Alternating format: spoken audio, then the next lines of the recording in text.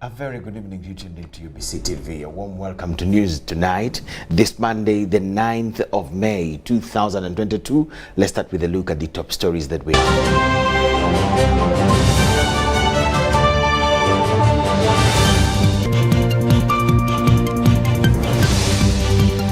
President Yoweri Museveni tips Luwero on non-performing leaders' effect on government programs. Machines that print East African electronic passports upgraded to expand production capacity. Police cautions school proprietors on vigilance and protection of juveniles.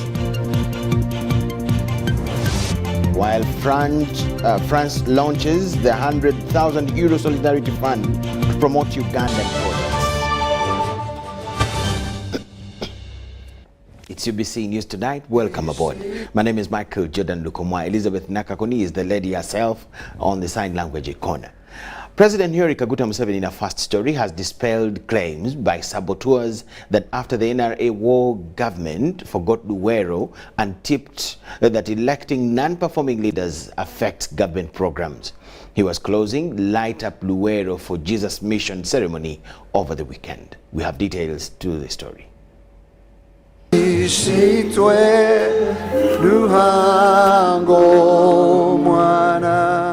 4-day Luwero Triangle Crusade was organized by Pastor Patience Rwabogo Museveni of the Covenant Nations Church Luzira. The president was accompanied by the First Lady and Minister of Education and Sports, Janet Kataha Museveni. Speaking before the congregation at the closing ceremony of Light Luwero for Jesus Mission over the weekend, President Museveni denied claims by saboteurs that government forgot Luwero after the war, but instead blamed them for electing non-performing leaders who fight government programs. Omukwenenya namwe mwenenye kubanga mbadi mulonda abakulembeze bano abalina. On behalf of government, President Museveni asked to be pardoned by God and the residents of Luwero Triangle and move forward together in developing the region. Naye nange omusango ngukiriza kulwaki kubanga yenze alonda RDC oyo wange naye ba RDC bange bonna banfukide byoya byanswa.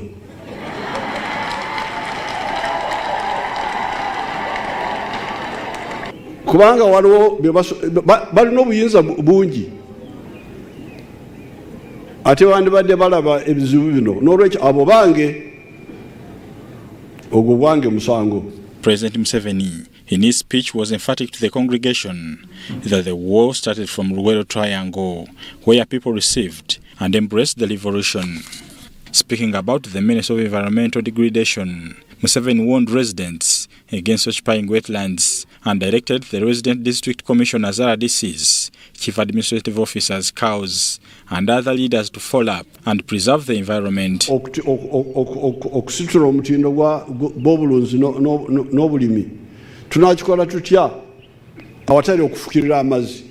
Tulina okubayigiriza okufukirira amazzi, naye tetuyinza kufukirira amazzi entobazi bwe mba muzikaziza balimimu omuceere baveemu abantu abo abayingidde mu ntobazi kubanga amazzi tugeetaaga. After the prayers, President Museveni and the First Lady, followed by their daughter Pastor Patience Rwabogo, and religious leaders, signed the declaration for Luwero Triangle as a symbol representing an agreement between the people of Luwero and the government starting a new chapter in the presence of God. And we talked about the redemptive purpose of Luero and how special you are in God's plan and in God's sight, and how you are a pillar in the nation, and how you are the womb of the nation. We have handed over Luero to Jesus. Amen. Amina. Can we say Luero for Jesus? Tugamba nti ye Luero ya Mukama.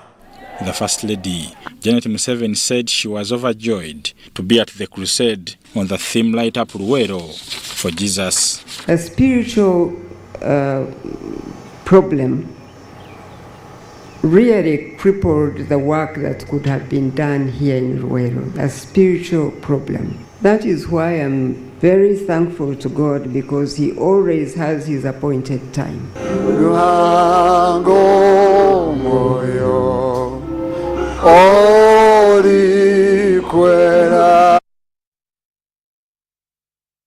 Of Internal Affairs will in the coming 3 weeks resume printing of new East African electronic passports. This time will allow for the completion of the ongoing machine upgrade to ensure efficiency. As Ivan Kahwa reports, Ugandans in the diaspora can return using their old passports. The Internal Affairs Ministry machines that print East African electronic passports are being upgraded to expand the capacity of production.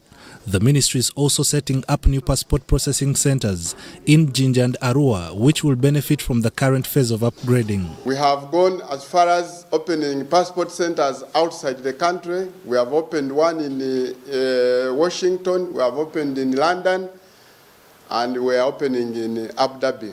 Our team is already on the ground. We shall be joining them, I think, tomorrow. Key to note is that the production of new passports has reduced by 60%, though issuance of ready ones is ongoing. The reason for scaling down production is not as a result of passport shortage, not at all. We passed a message around that people should come and pick their passports. Of course, some of them responded to picking the passport, but we still have so many. We still have about 13,000 now. The other time I talked to you, I had about 10,000. The current upgrade is projected to last 3 weeks for normal production to continue. The new East African electronic passport contains an automatic finger-integrated system to counter duplication, which justifies physical presence while upgrading from the old passport. As compared to what we had previously. The exercise of phasing out old passports to the East African electronic passport is due to the East African Community Summit resolution.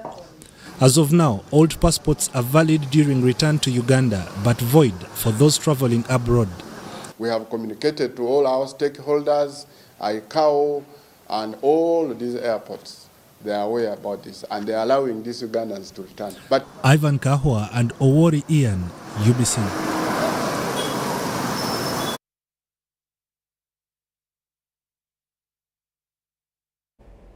The police have tipped school proprietors on vigilance and protection of children. Police spokesperson Fred Enanga told the media today that teachers are responsible for the increasing cases of defilement within their schools.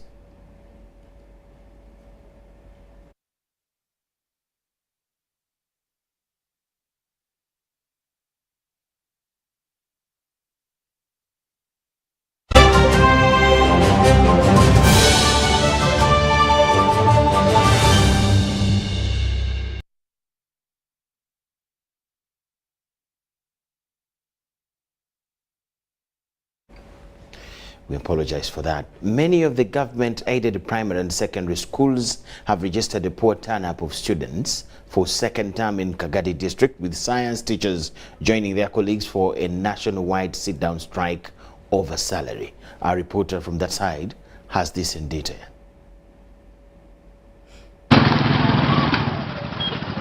At Kagadi Secondary School, the Director of Studies, DOS, Tofil Byaruhanga, says less than 50% of the 2,400 students have turned up on the first day, and over 20 science teachers at school have not turned up for duty over a sit-down strike, adding that it is only art teachers who have shown up in classes to teach. This has affected academic progress on day one of second term at school. Per now, the other teachers of art subjects are going to classes to teach. For them, they are teaching, but the science teachers, that is chemistry, physics, biology, agriculture, mathematics, and other sciences, teachers have not gone to classes yet. At Bunyoro College Secondary School, the director of the school, Robert Semate, says about 20% of the total 500 students have turned up with parents failing to pay any money.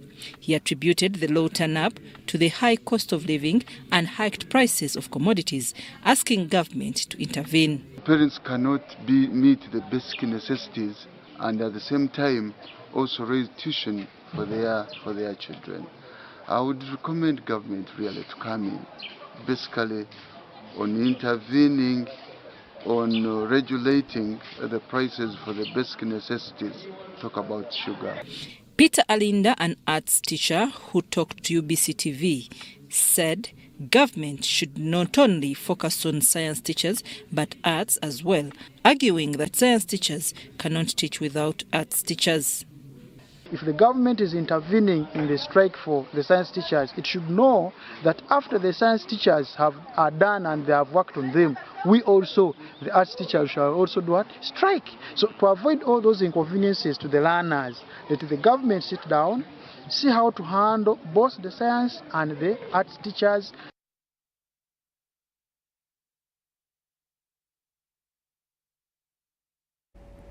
The Forum for Democratic Change political party recommended that students in candidate classes should be registered to sit for their final examinations with or without registration fees.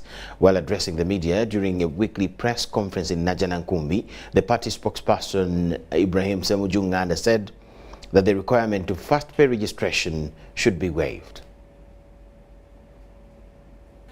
Forum for Democratic Change Party says schools reopened for the second term could prove difficult period for parents to return children to school, given the escalating prices of commodities. They urged school proprietors and managers to allow parents pay school dues and requirements in installments until end of term.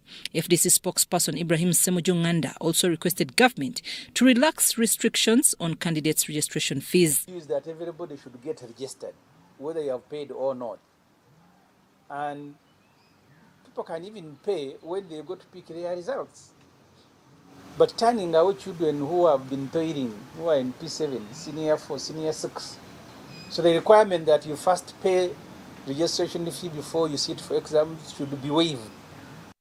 FDC is disappointed over the way government deals with investors like Peneti Enrica, who was awarded a contract to construct Lubowa Hospital and Sudilu Perelia. Semuju said Ministry of Finance in the next financial year budget requested for 319 billion shillings to be paid to Peneti, emphasizing that such investors fleece the country. For Peneti, the money for Peneti has been budgeted as treasury operation, money to help Uganda deal with its debt burden. Look at all the agreements that the government has signed with Sudan. It means you are going to be paying about 15 billion shilling. Let me tell you, if you give me 15 billion shilling, I will construct for you that house. According to Semoju, the Ministry of Health, next financial year will need 24 billion Ugandan shillings to maintain CT scans and oxygen cylinders, although the Ministry of Finance says that money is not available. There is money to pay Peneti. Ministry of Health has no money to maintain medical equipment in regional referral hospital. And that's why people are going to be turned away. So you go to a regional referral hospital, they tell you to go for a scan, a CT scan in a private hospital, and then you bring the results to the government hospital. Meanwhile, FDC has welcomed the suit filed by lawyer Gawaya Tegule in the Constitutional Court about UPDF indulging in politics. I'm Nafka Farida in Najanankumbi. The Katikiro of Buganda, Charles Peter Maiga, has tipped government on escalation of commodity prices that have left many people disturbed. He was addressing the Buganda Luchiko, which was held earlier this morning, to be ready to read the achievements for the financial year 2021-22. During the Luchiko, the Katikiro still declared that Kabaka will appear before his subjects on the 3rd of July 2022 to flag off runners at his 67th birthday celebrations. The Great Buganda Luchiko gathered for the reading of achievements for financial year 2021-2022. Addressing members, Katikiro Mayiga said that Buganda has intervened to vaccinate over 40,000 people against COVID-19.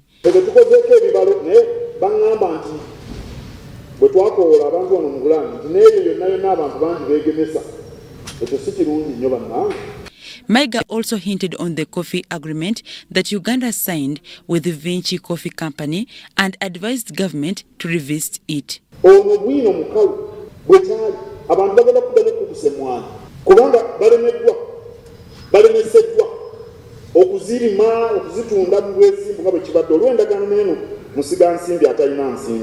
On prices of commodities, Buganda advised government to reduce taxes to enable low-income earners access essential goods.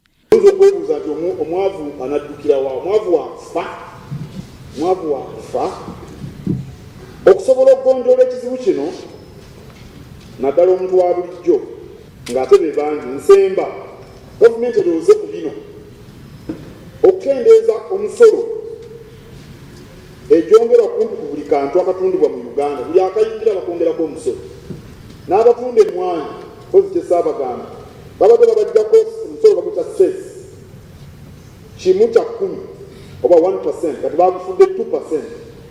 Abatunda emmwanyi ebweru ng'oggyeko biri byonna bye twogedde ku ndagaano ya musigansimbi atalina ssente ate kuliko n'okubongeza omusolo. Some Luchiko members disclosed that after this coffee agreement, farmers in some areas have started cutting down coffee trees. Nsaba abantu ba Buganda ffenna tuziire omukyalo oyo obw'amaanyi oyo okumuguza emmwanyi yaffe tugiguze emmwanyi terinda. The Luchiko passed resolutions, among which is advocating for federal in 2022-2023 financial year. Dorcas Kimono and Andrew Sebira, UBC News.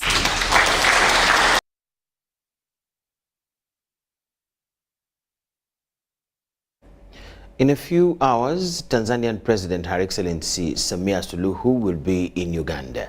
Experts have welcomed the visit and personal interaction among presidents at regional and continental levels as a positive gesture towards building a common business platform. Tuesday, 10th May 2022, the Tanzanian head of state, Her Excellency Samia Suluhu, will be jetting into the country for a 2-day state visit. The visit, according to the protocol, will be focusing on, among other items, drawing the way forward for the oil sector, which has seen the two countries, through various agreements, committed to work together. It means that the relationship between Uganda, Tanzania, and even other East African states is being strengthened, because the Africans say that the whole which leads the relationship is the foot. The foot, in other words, you go and visit others, and that is the whole that which visits the relationship. They were not wrong.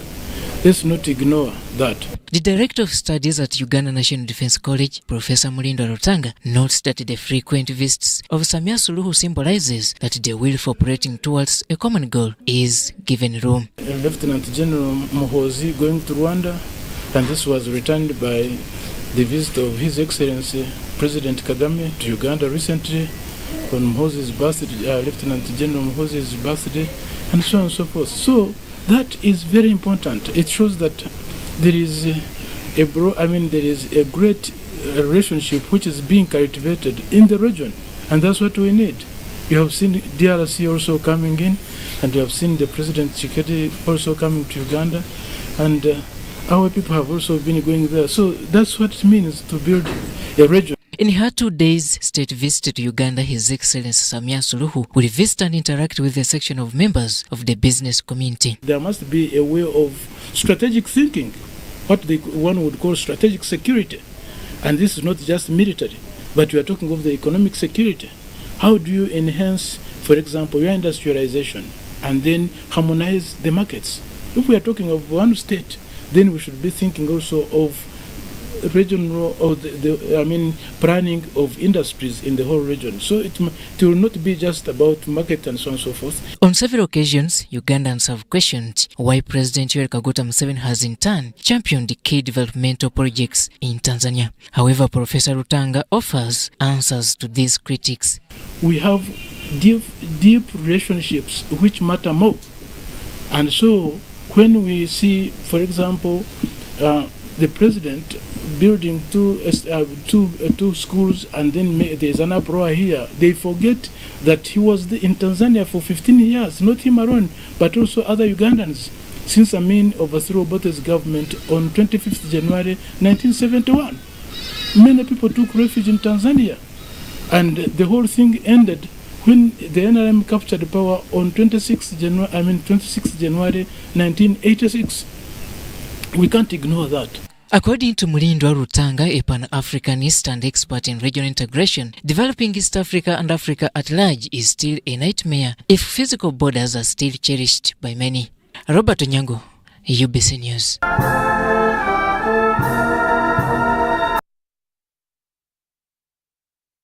The Minister for Karamoja Affairs, Dr. Mary Goreti Kitutu, has urged NGOs operating in the region to be transparent while executing their work. She appealed to them to focus on empowering the youth across the region to prevent them from engaging in criminality. Kitutu was meeting UN agencies, CSOs and community-based organizations operating in Karamoja sub-region to see how they can develop the area. The State Minister for Karamoja Affairs, Dr. Mary Goreti Kitutu, has met with UN agencies, CSOs and community-based organizations operating in Karamoja sub-region. Because they are the people who, some of them are closer to the communities, so they can tell us what the communities are going through, and also we work together so that we put Karamoja on the map. In the meeting, issues of porous borders emerged. Education is very, very key.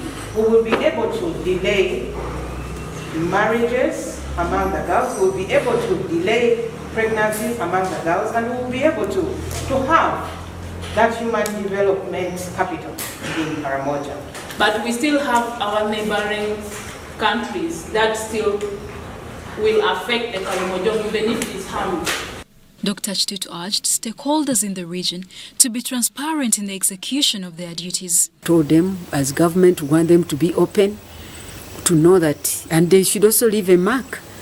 Because if you are given money by development partners or by donors, and you are here, we need to know that maybe at one time these NGOs were here, and this is what they did. Top on Kitutu's agenda is youth empowerment to be a priority factor on the agenda of stakeholders in Karamoja to deter them from engaging in criminality. To put more funds, especially on issues which affect youth, education of the youth, and also making sure that they get skilled and they are able to get employed and stop being idle and cause problems like we are having. Meanwhile, the chairperson for the civil society organizations operating in Karamoja, John Nangiro, said there is mistrust between stakeholders and leaders. One way or another, the NGO, the civil society streams have withdrawn because we used to get some attacks from some of the leaders that we are popularizing the issues of insecurity because we want to get the funding from the donor. So you find that they tend to hide some of the sensitive issues. If it's addressed at the early stages, would have not escalated. Partners pledged to work with government to restore peace in Karamoja. Karamoja has more than 100 NGOs and CBOs operating in education, health, mindset change, providing food relief, financial empowerment, among others.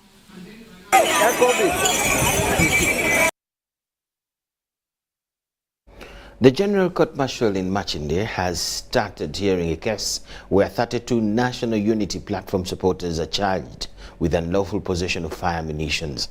Prosecution in this matter presented one witness, a one Corporal Alex Tiaba, who was the arresting officer of the accused persons. Meanwhile, the bail application of the 22 NUP supporters out of the 32 accused persons did not proceed. The 32 National Unity Platform supporters have appeared at the General Court Martial in Machinde to proceed with the hearing of the case against them. The accused persons include Kawaya Muhaidin, Seguja Rashid, Maiga Ronald, Lutaya Olivia, Sechitoleko Yasin, among others. Prosecution, led by Lieutenant Colonel Raphael Mugisha, prayed for the accused Kakoza Muhaidin to be excluded out of the proceedings due to the numerous attempts of contempt of court. For this court, the accused person lambasted court by singing and shouting during the course of the proceedings. So he has consistently conducted himself in a manner that cannot allow proceed with his trial in his presence. We invoke Article 28, Clause 5 of the 1995 Constitution. We pray that this person is given one last chance and is to attend. But have you talked to him? Yes, we did. About the conduct? Yes. And most importantly, given the gravity of the charges that he's facing, it's very important that his personal attendance. Since the hearing proceedings was held in camera, prosecution produced one witness. This was the arresting officer. We were able to punch a number of holes in his evidence. We know that the case was restricted to access by the public. He said that they recovered some explosives, and despite him saying he knows the house and the owner of the house from whom the explosives are recovered, he couldn't point him out. In the last court sitting, 10 of the 32 accused NUP suspects applied for bail. However, the 22 accused's bail application didn't proceed today. And we requested court that on the time of the next hearing, the bail application should be entertained first, which court agreed with. So we shall return on the 23rd for hearing of the bail application for the rest of the applicants and further hearing of the prosecution case. Chairman Lieutenant General Andrew Guti adjourned the matter to the 23rd of May 2022 for further hearing of the case and bail application. Nantong Rebecca, Namamonde Deborah, UBC News.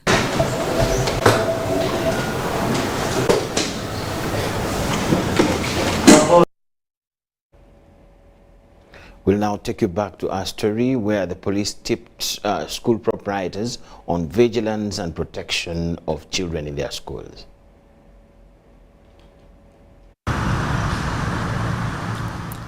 Uganda police detaining a male teacher of Ambrosel International School Bugorobi over aggravated defilement of a 3-year baby. Belly Chirimwimana, who is a teacher of Burundian origin, during the months of February and March, would escort one of the girl childs in his classroom to the toilets, and while at the toilets he would get to use his fingers to inappropriately assault sexually this 3.5-year-old girl victim.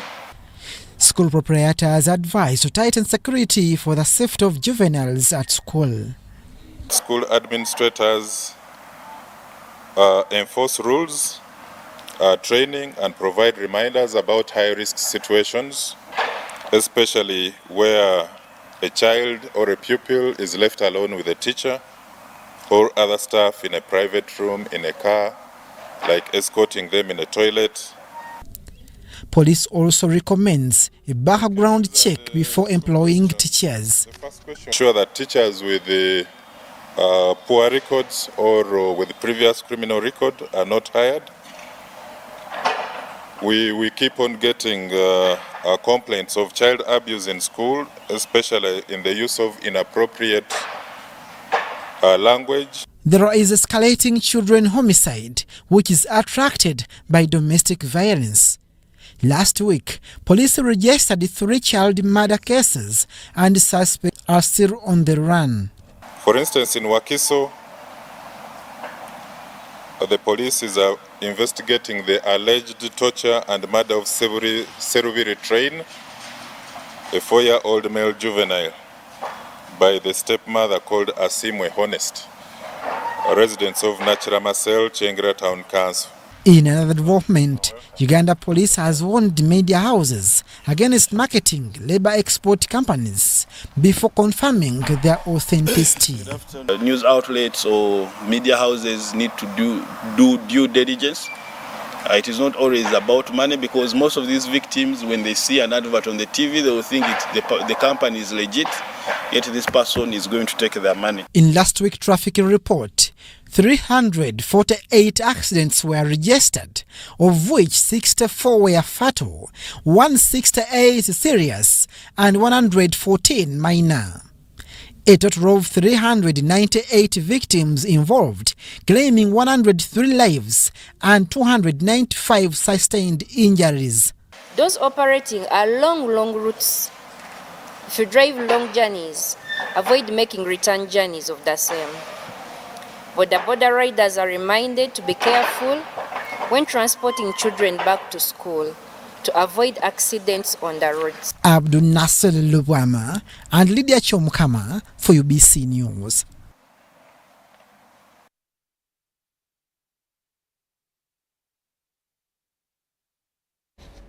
Thank you so much for watching. We'll take a very short break. Do not miss what we have on return. It's UBC News Tonight.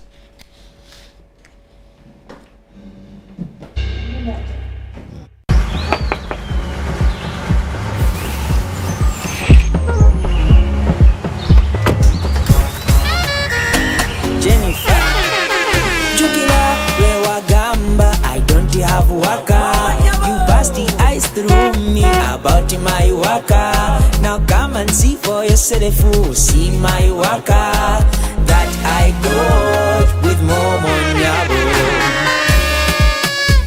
Jangola be waka, look at the waka, see my waka that I got with Momo Nyabo. Show them waka! Simply deposit 20K or more on your mobile money for a chance to win 3 Toyota Succeeds and money to 2,000 lucky winners every week. We're giving away 24 cars and over 2 billion shillings of mobile money. What the book packages, great entertainment, sports, the local content, telenovela, the movies. There is something for everybody. Go TV. This is where the stories live. Get the best entertainment for any budget. With GoTV, you will have great entertainment for as little as 13,000 Ugandan shillings per month. GoTV, great stories, Zidiwano. GoTV Uganda, love it. Even with my grandson, a doctor at my side, I struggled to get the help I needed. But he saw something that day. He began to work day and night. He wouldn't quit, even when people said no. He wouldn't stop fighting. He knew something had to change, and his vision was bigger than anyone could imagine. He made it possible to receive quality medical services anywhere in Uganda by simply using a phone. This is a story of a regular Ugandan just like you, who harnessed the power of technology to provide a solution for us. How about you tell us your story? UG needs more of you. To share your story, visit airtel.co.ug/UG needs more of you or call or SMS 162. Airtel, the smartphone network.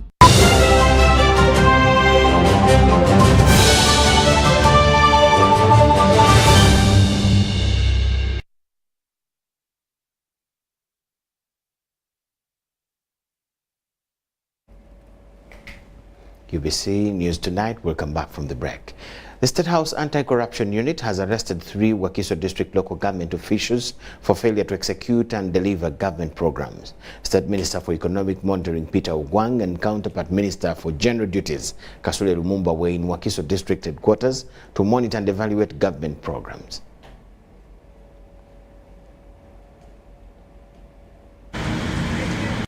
As the fourth quarter of the financial year 2020-2021 ends, different companies, organizations and government entities are assessing programs assigned and budgets. The State Minister for Economic Monitoring, Office of the President Peter Ogwang, and the Minister General Duties under the Office of the Prime Minister Kasule Lumumba have started monitoring visits to assess performance and evaluate different programs by government in Wakiso District.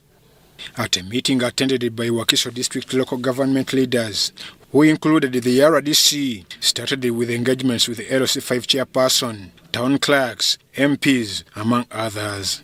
The leaders started with issues they face as a district. And the budget has been decreasing. We have roads from managed by UNRWA. It comes to commissioning, launching, and groundbreaking some of our programs here. However, pressure mounted among leaders as they were tasked to explain the poor performance in accomplishing government programs. In Matuga, you have a center there. Just for formality, you are just paying those workers for nothing. You go to Migadi, people are just bringing it from this, where the cows go. Even here at the district, we sometimes take 2 weeks without having water. You are talking on behalf of a full district system. You have the clerks. These municipality clerks, also with structures that go up to down. Minister Peter Ogwang says his visit was to monitor value for money allocated to run government programs. Because as we all know, Wakiso is big. Being big, people take advantage of it. Within the district, of course, I have found a lot of issues are a bit wanting, beginning with the main government programs.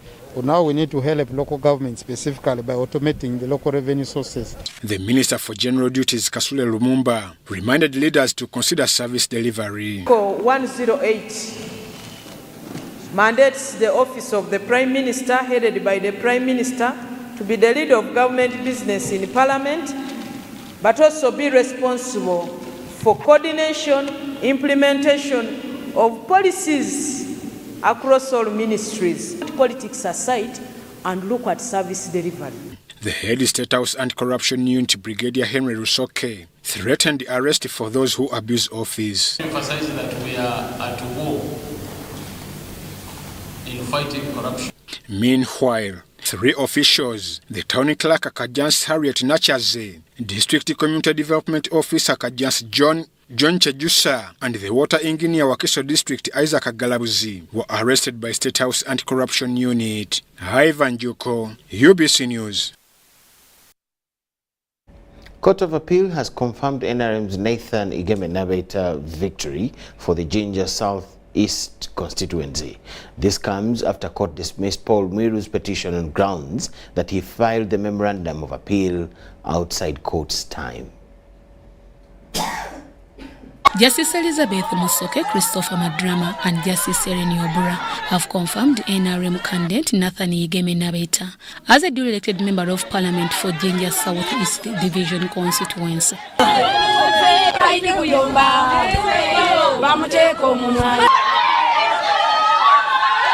Kubango mwana Igeme abadde ng'akolanga bw'akolanga Katonda bw'ayagala naye nga bamuggyako babaire batusumbuwa ino ebiseera bingi onalebo nga tatukolera olafuga ku katono noono katono buli lwabita muba mwibye Mwiru atutamye aye Katonda yeebale wena twawangula akalulu mu butuufu boogedde bingi taata bakusomyeko bingi taata naye Mukama ono gwe tusinza mulamu Reading the draft ruling of my land brother Madrama for the reasons he gives, with which I agree, I will dismiss the application and make the orders that he proposes.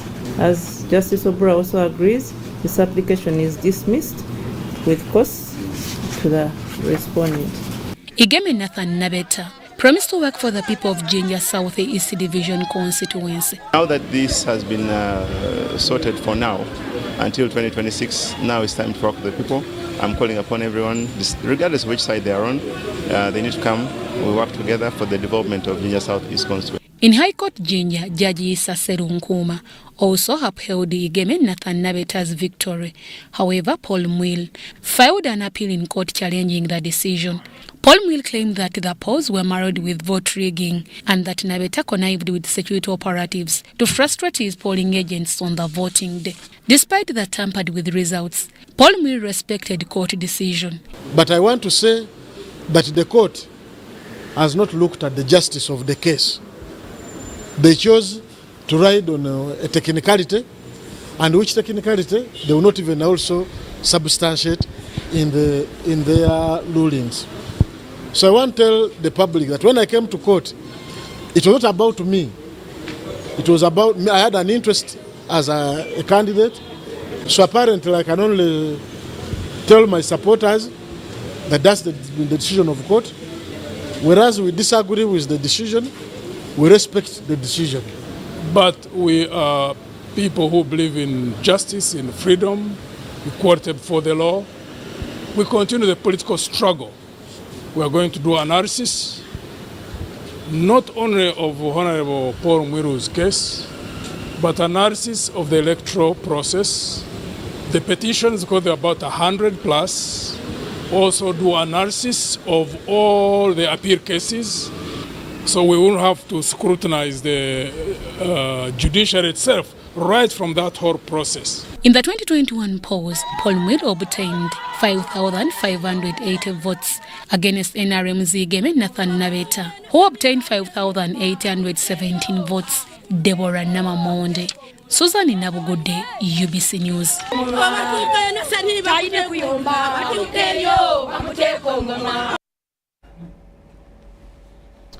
The WAGAGAI mining company has moved miles closer to its target of gold mining.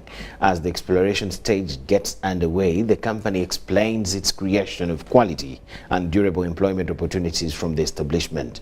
The Minister of Finance, Planning and Economic Development, Matia Kasaija, was in Busia to inspect the prospects of boosting employment opportunities at the gold mining site of WAGAGAI. In a tour to confirm the next shift of gold mining at the WAGAGAI mining plant, Minister Matia Kasaija applauded the progress of the investment, which has so far taken $80 million and reminded Ugandans of the transformation of the industrial sector, whose aim is to tackle unemployment. I have learned how gold is mined, the problems they go through, the difficulties also they are experiencing. So me as a leader, one of the leaders of this country, and who is in charge of the economy, because this is the economy now, I was really very impressed. If the business employs, say, 1,000 people, the amount of money you'll be reaping from that business is very big. The Uganda Free Zones Authority's provision of investor support services to WAGAGAI Mining Limited have enabled the visible success of the gold project. As Uganda Free Zones Authority, we have a legal framework, that's the Free Zones Act of 2014, within which we offer incentives to institutions like this one, businesses like this one, investments like this one, WAGAGAI. And the reason why we give them a license to operate a free zone is because they are adding value to gold, from mining to finished processed refined gold. According to Hez Alinda, licensing and offering tax incentives to the company is a great move, for it eases the exploration, mining and refinery processes from which millions of Ugandans will benefit. Tax incentives should be given when someone is adding value. Value creates, the process of adding value and the process of creating value creates jobs along the way. And as you are aware, as a country, we are grappling with the issue of unemployment, and especially youth unemployment. With the current 1.5 grams low and 3 grams high mined per ton of ore, the first of its kind gold mining company is optimistic that mining 1 ton of gold per year is achievable. We shall be producing on a daily basis, we shall be producing, we call it like 1 ton of gold but we shall be running 5,000 tons of ore through our machines so that we can produce the final gold that is 99.99%.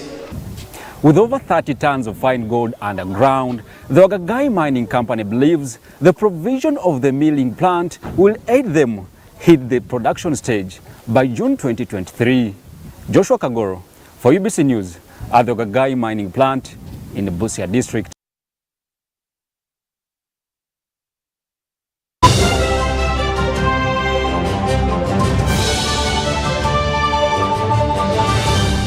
Today in history.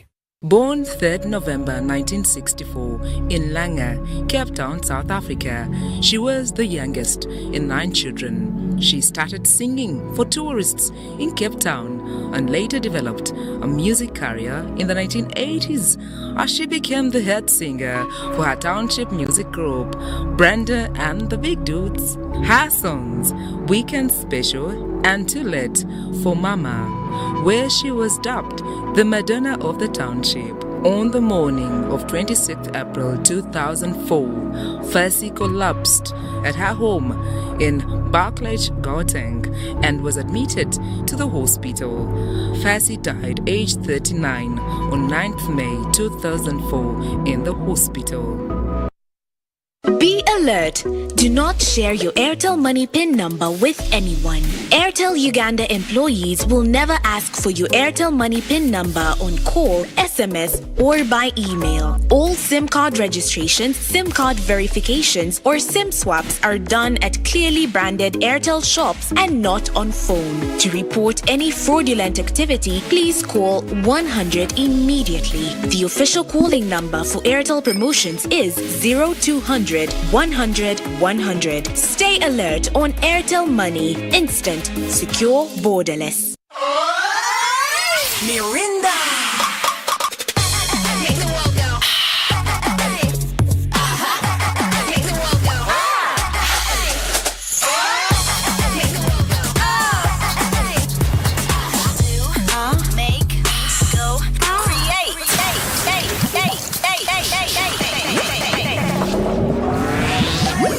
Grab yourself an ice-cold bottle of Mirinda Orange at any shop or supermarket near you. Mirinda Orange, the taste that makes you go ORNG.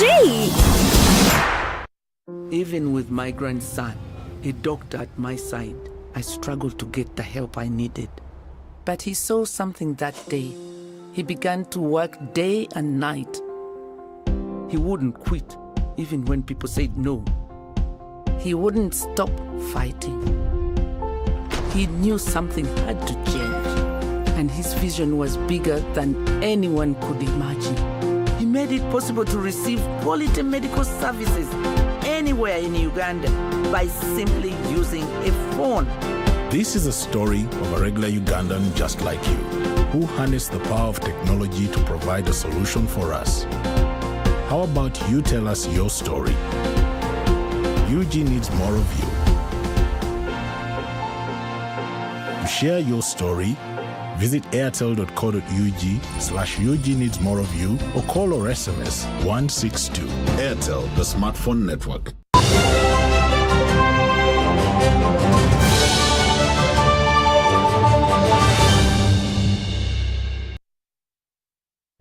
UBC Business News tonight.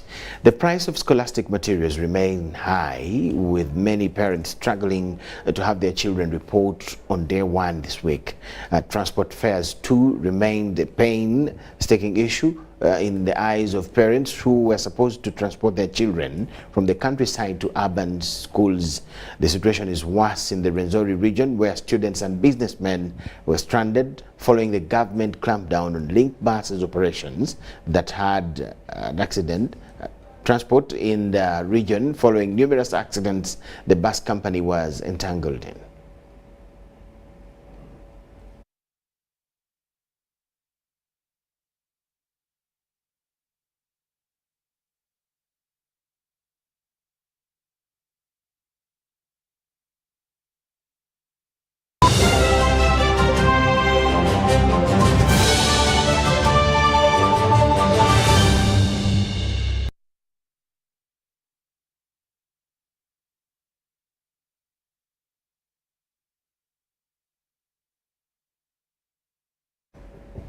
We apologize for that. We'll get the story in our subsequent bulletins. Meanwhile, car dealers in Uganda are on recovery following 2 years of COVID-19 lockdown. There is a modest recovery in new car sales, with the industry gradually regaining status.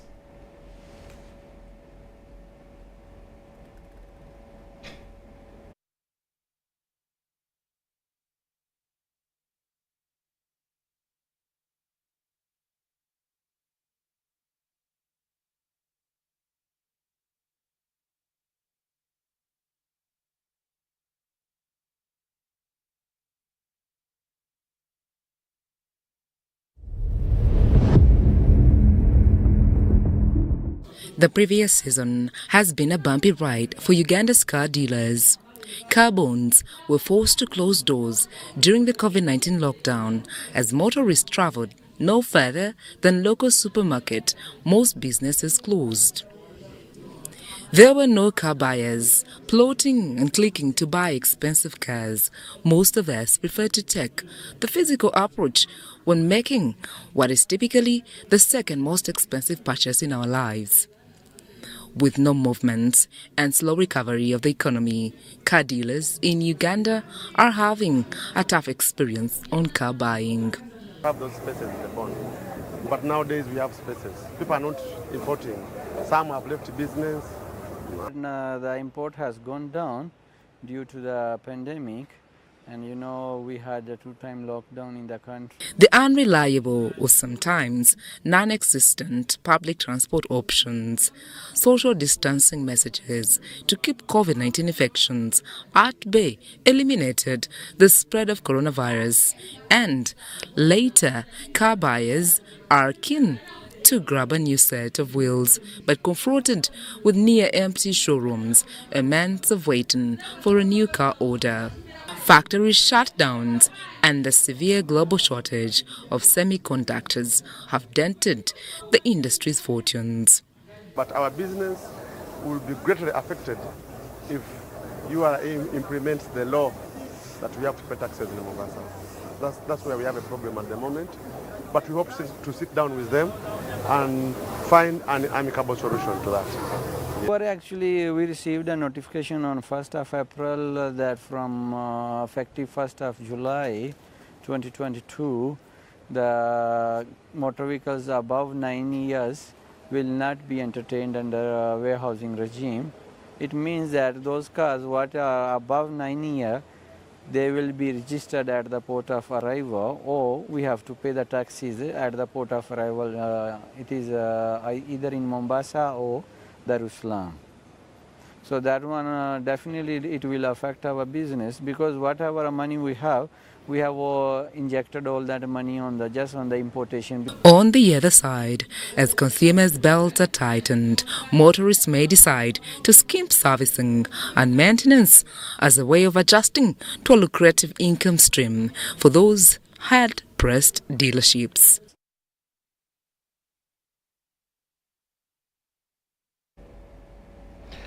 The French ambassador to Uganda, Jules Armand Nembasu, has officially launched the Solidarity Fund for innovative projects. This project is a precursor as France readies to host the 2024 Olympics in Paris. France is to host the 2024 Summer Olympic Games that have added skateboarding and breakdance on the competition roster. To ensure ample preparation for these new Olympic sports, the French government, through its Ministry of Europe and Foreign Affairs, has launched the Solidarity Fund for innovative projects. It will be an honor, a great pleasure to continue working together with the Ugandan Federation of Rugby, but beyond the rugby, also to focus on other disciplines. It's why I'm very glad to see you again today, to focus on other disciplines that could allow your country, Uganda, to win medals. The project for Uganda aims at, among others, improving the economic and cultural integration of urban youth into society through sport. It also targets gender equality, participation of minority groups like refugees, and professionalization of young sports people. I told him the last time we met here your talent is there, but it's also a duty to be in a kind of transmission. Yes. To prepare the young generation. I'm not saying that you are old. But to prepare the transmission to the young generation. I know that is what you are doing here, and the French embassy, French government, we want to salute your good job, and you can rely on us. We'll continue helping you to stay between the best and to prepare the young generation to become the best. It has got the backing of Uganda Olympic Committee, whose president, Donald Rukare, witnessed the project's birth. I've looked through the objectives of some of the activities you intend to do, a number of competitions, training coaches, and certification is very welcome. What I would probably strongly advise is that it's important, Lucille, that we have a conversation to ensure that whatever is being done here is aligned very strongly to the Olympic Committee, but also, more importantly, to the international federations. Because if our program here is not aligned, for example, to the qualification system of the Olympics, then we'll have a bit of a problem. To Uganda Skateboard Union and Uganda Dance Sport Federation, this project, from which they share 100,000 euros, is monumental. It's a good call, and we are going also to partner and cooperate to see that we have athletes from Uganda, break dancers, b-boys and b-girls who go and participate in the battles in France, and to bring that atmosphere to understand the Rio journey to Paris 2024. The French government has over the years been a great sporting partner with Uganda, and ahead of the 2024 Olympics, this project is one of many to follow. John Barnes, Sentamo, reporting.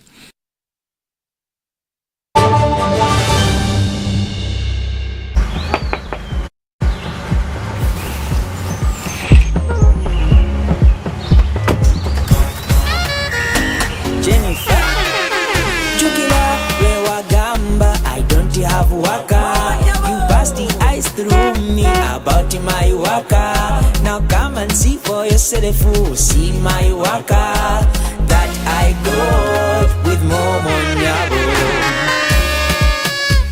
Jangola we waka,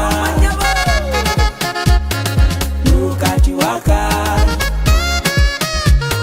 see my waka that I got with Momo Nyabo. Show them waka! Simply deposit 20K or more on your mobile money for a chance to win 3 Toyota Succeeds and money to 2,000 lucky winners every week. We're giving away 24 cars and over 2 billion shillings of mobile money.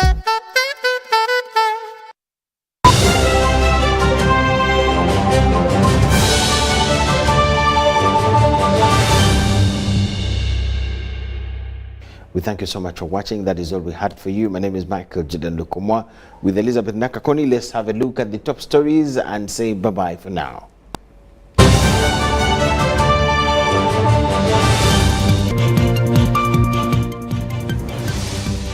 President Yoweri Museveni has tipped Luwero on non-performing leaders' effect on government programs. Machines that print the East African electronic passports are upgraded to expand production capacity. Police has cautioned school proprietors on vigilance and protection of children. While France has launched the 100,000 euro Solidarity Fund to promote Ugandan projects.